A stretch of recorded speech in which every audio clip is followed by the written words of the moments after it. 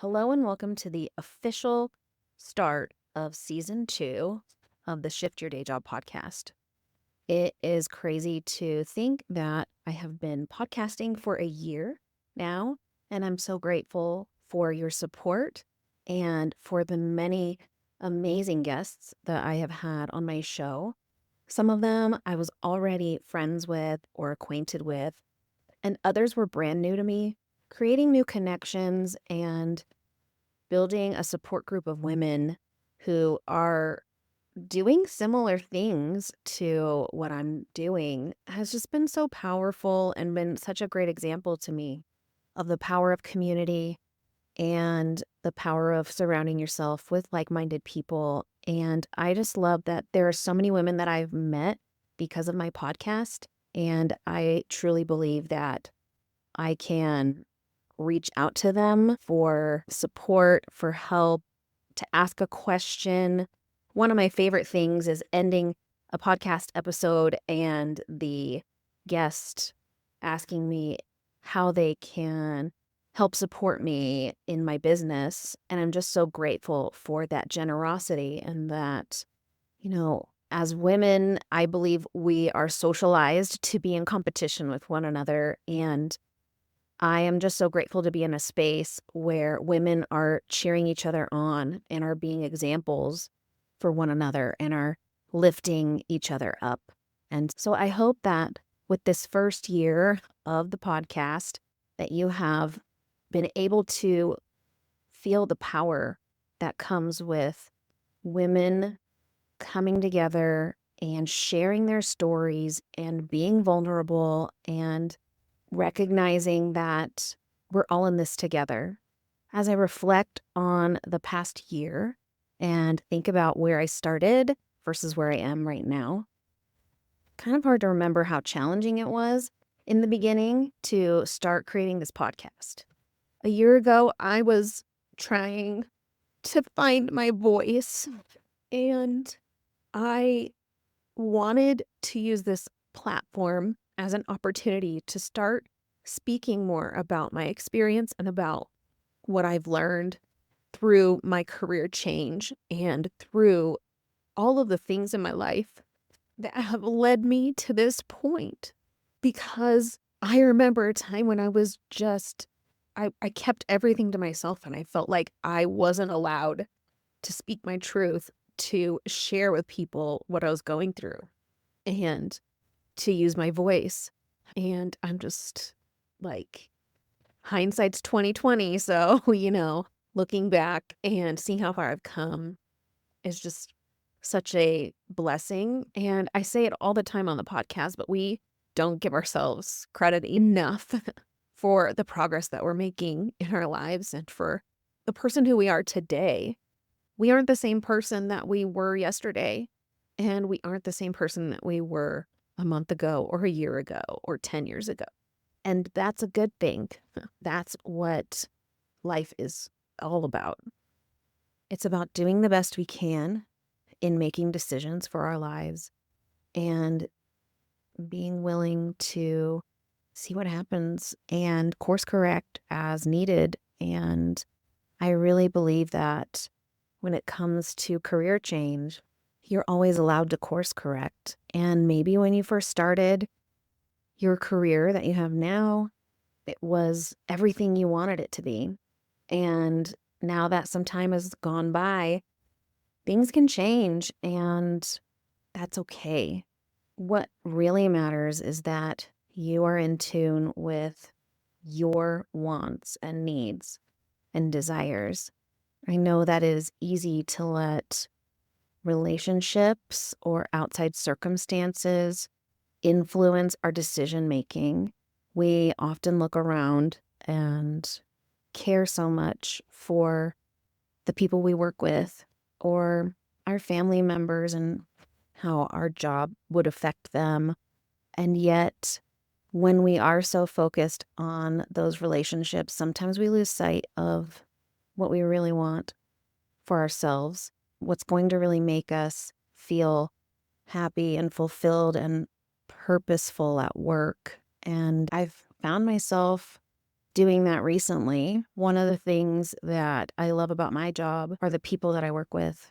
And because of those relationships that I've built, some of them are so strong that any consideration of a new opportunity to leave the company or move away is just like so difficult for me to imagine. And this week, one of my dear friends who I've worked side by side with for the past 3 years has been reassigned to a new team.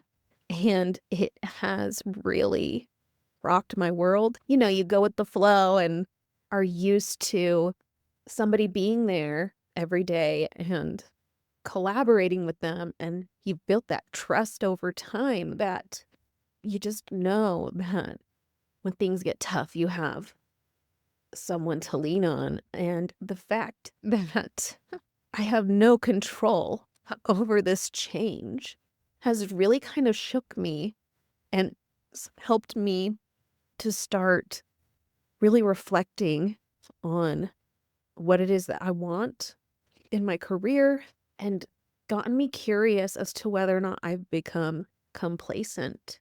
Or maybe I've just been avoiding really looking intrinsically because of the value that I put on my relationship with my coworkers. And along the way, struggling with this change, I've been reflecting on the past 3 years and recognizing how far I've come.